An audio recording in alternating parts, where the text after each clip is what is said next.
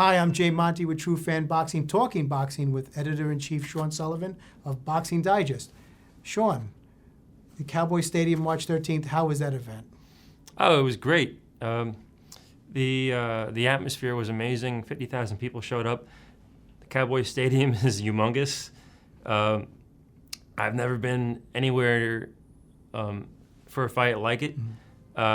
It actually, I don't know if I'm the only one that would think this, but it kind of reminded me of the scene in Rocky IV when Rocky goes into the Russian arena for the first time. He's looking around, and it's just like this space all around him, and it's new to him, and I don't know. It felt like that for some reason.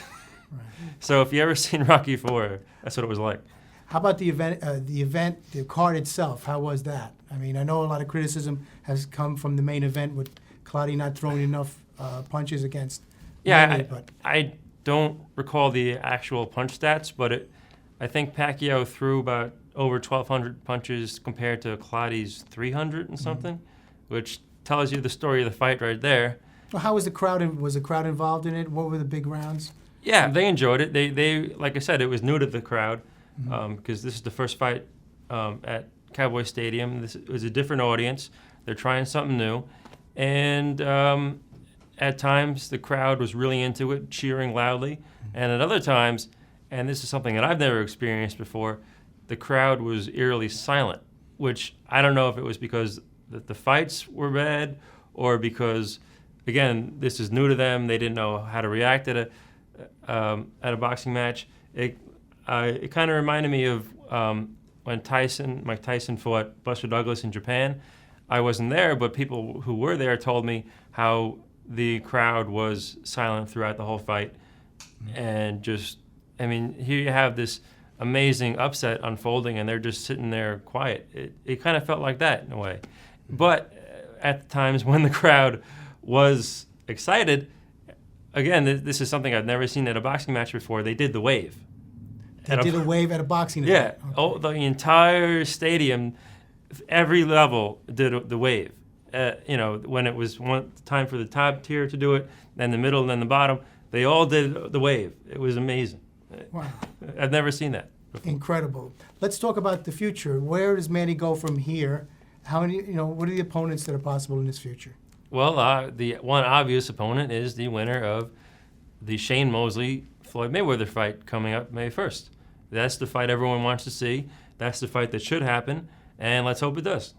Okay, anybody other viable opponents should Mayweather, and Pacquiao don't get together again? Mayweather and Pacquiao? Well, you're assuming that Mayweather's going to win? That's right. I shouldn't. I mean, Mosley has a hell of a shot to win. Let's say the reason why I said it is because I know that Shane will challenge. He's not going to pull out of the fight. Mayweather's a different horse.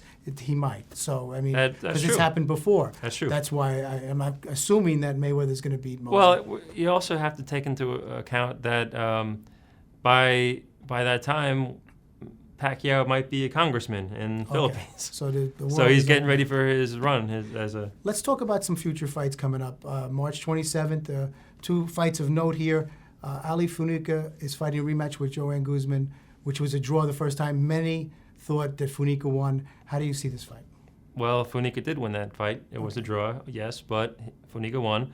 And I think he's going to win the rematch. I think as talented as Joan Guzman is, I think that Funica just has the right frame, physical stature, and style to beat him.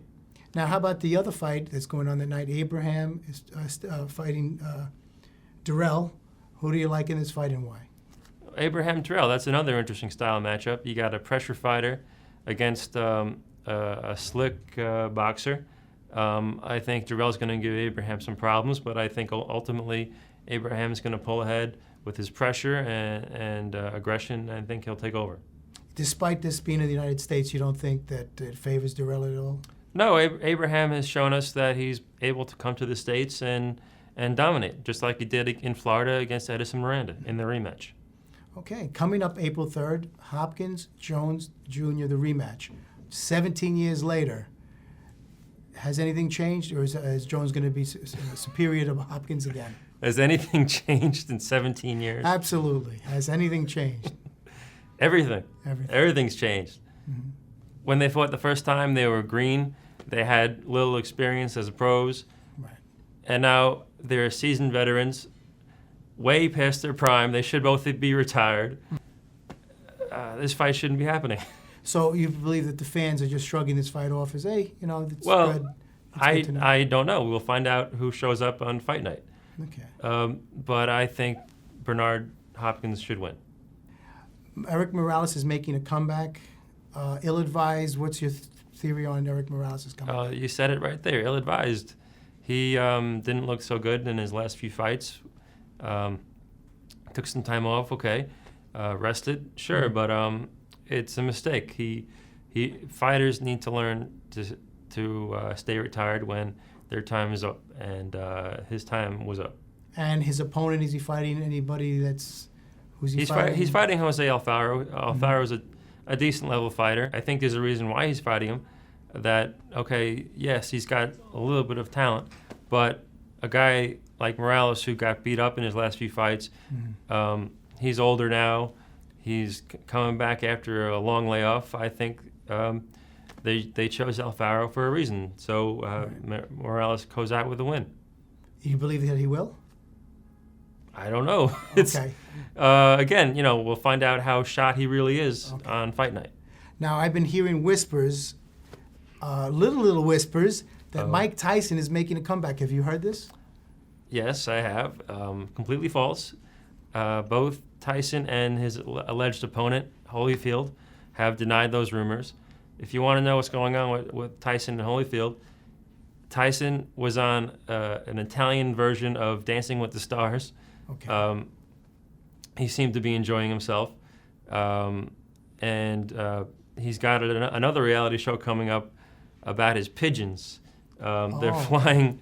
He's flying his pigeons, racing them against other bird enthusiasts. It's going to be on Animal Planet. Who knows? That'll be interesting to look at. And Holyfield, well, of course, he had problems with his wife. Okay. So it's safe to say that you won't see Tyson anywhere soon biting the other side of, the other ear of Evander Holyfield. No, and you won't see Holyfield on Dr. Phil either. But he is fighting, too. He's fighting Francois Bata. That fight is for the Thomas & Mack Center in Nevada, coming in April. Does anyone really, does it matter? Holyfield's a name. He'll draw. Mm-hmm. Does it matter? No. Does it? But being such an event, that's a big place, Thomas & Mack. Do you think that'll be a draw? Absolutely. Holyfield's a name. He'll continue to bring in crowds as long as he keeps fighting.